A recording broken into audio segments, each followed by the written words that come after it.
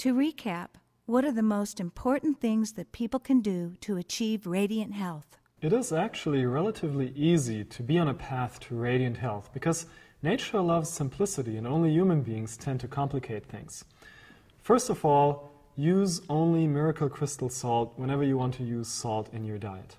There is no reason to ever use any other type of salt, and this salt will give you such a richness of minerals and life energy and help to rehydrate your body. Then, of course, it is very important to drink ample amounts of pure water. Now, that does not mean drinking excessive water, and it doesn't mean that everybody needs 3 quarts of water a day. But use good quality water. My first recommendation would be to use an artesian spring water like Trinity, which is my favorite bottled water because of its outstanding quality, or the second choice would be a really good filtered or distilled water. If you have good quality water, then you can actually trust your thirst sensations. A lot of people wonder why they don't drink enough when they're drinking chlorinated tap water. Chlorine in chlorinated tap water reacts in the body to become chloroform, which is a neurotoxin. If you would eat only rotten food, you could not trust your appetite so that you would be hungry enough to eat enough, right? So high quality water and high quality salt, this is the foundation of a truly healthy lifestyle. Then do yourself a favor and buy organically grown foods. Conventional agriculture uses hundreds of different pesticides, herbicides, fungicides, nitrogen-based fertilizers, which not only can they be toxic in your own body, but they decrease the life force and the nutrient density in your foods. In fact, I have personally analyzed some apples I bought in supermarkets which had absolutely no detectable vitamins anymore. And a lot of the seeds of conventional agricultural foods would not sprout anymore. And when nature says, this life form is so degenerated, I do not want it to procreate, that's a pretty bad sign. So buying and eating mostly organically grown foods is definitely worth it. You are worth it. Then your diet should have a good amount of raw foods. Human beings are the only life form, the only species on Earth who cook their food, and they're the only ones who get sick. It has been shown, for example, that mammals in wildlife have a pancreas that is 3 times smaller than the human pancreas in proportion to the overall body weight and overall body size. But if you go on a raw food diet, if you eat more raw food, it can actually happen that your pancreas shrinks again to a normal size. The reason for that is that it is not normal for human beings to constantly produce digestive enzymes, which we need to do if we eat only or mostly cooked food. In cooked food, the natural enzymes are being destroyed in the heating process. That's the same reason why you would die if you would treat yourself like you treat a lot of your food, cook yourself or fry yourself or put yourself in a microwave. Your enzymes break down, so you would die.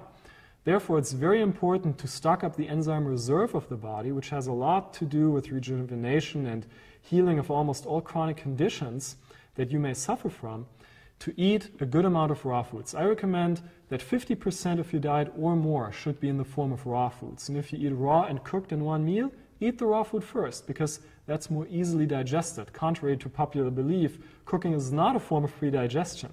Cooking destroys the enzymes that help with your digestion. So a good amount of 50% or more of raw food is really important. Then to stay away from the most harmful things, the most awfully processed foods like excitotoxins, artificial sweeteners. Actually, artificial sweeteners make you fat, because what happens is that the body gets the strong signal of a strong sweet coming in, and then it slows down fat metabolism because it thinks you'll have a lot of sugar to burn soon.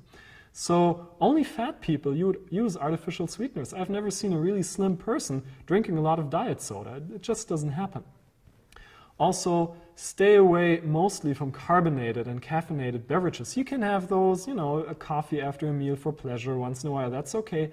But if you drink these regularly, no matter how much water you drink, even if you use miracle crystal salt and great water, if you drink a lot of carbonated and caffeinated beverages, your body will still dehydrate, because these substances suppress the production of vasopressin, which is a hormone that is necessary for water to get into the cells.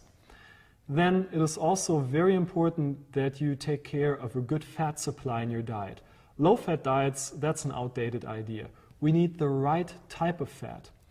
Fresh flax oil that has been pressed in the last 4 to 6 weeks. I would not use flax oil 6 weeks after the pressing date anymore. It's a wonderful source of essential fatty acids. Make sure that if you make dishes with flax oil, you never heat them, you never use this oil in cooking. And also, when you make a dish with flax oil, like a salad dressing, or you put it in a smoothie, you consume it immediately because these essential fatty acids are very volatile. They can turn into free radicals once they're exposed to oxygen and light. If you want to use fat in cooking, in frying or baking or cooking purposes that involve heating of any kind, the only oil you should ever use is coconut oil. In the 1980s, there was a strong campaign by the soybean oil industry bad-mouthing coconut oil as the oil from hell, that it causes obesity and heart disease. Nothing could be further from the truth. It has been shown in the 1920s that the Polynesian islanders who stick to a diet where 60% of their calories come from coconuts and coconut oil, they do not get heart disease, they do not get obesity. Pig farmers, though, know that they cannot fatten their pigs on coconut oil. It actually promotes a faster metabolic rate and promotes weight loss. And it is a stable, saturated fat that will not be turned into free radicals through heating. So this is really important because heated essential fatty acids or trans fatty acids, as they occur in hydrogenated oils or margarine or many of these unnatural fat products, are one of the most harmful substances in modern diets. And then when you do cook, do yourself a favor, do not use a microwave oven. If you consume anything from a microwave, and this has been proven by University of Geneva in Switzerland back in 1993, anything you consume from a microwave oven, even if it's just a heated cup of tea, will turn your blood within 10 minutes to such a state that if you would take a blood sample and show that to an oncologist, he would say that you have leukemia in an advanced stage. Microwave ovens produce severe toxins in your food. They have no business being in your kitchen, or if they're there, use them for storage, don't use them to cook your food. If you follow these recommendations, then over time, something really wonderful happens, and that is then you can trust your bodily instincts again. No animal in wildlife runs around with nutrient charts under their claw or whatever they have, right? And no animal in wildlife gets degenerative diseases. No animal in wildlife knows what calories are, yet they do not suffer from obesity. Forget calorie counting. You don't need that. What you need is a re-establishment of your own natural instincts so that the lifestyle that is most pleasurable to you correlates with the lifestyle that is the healthiest for you.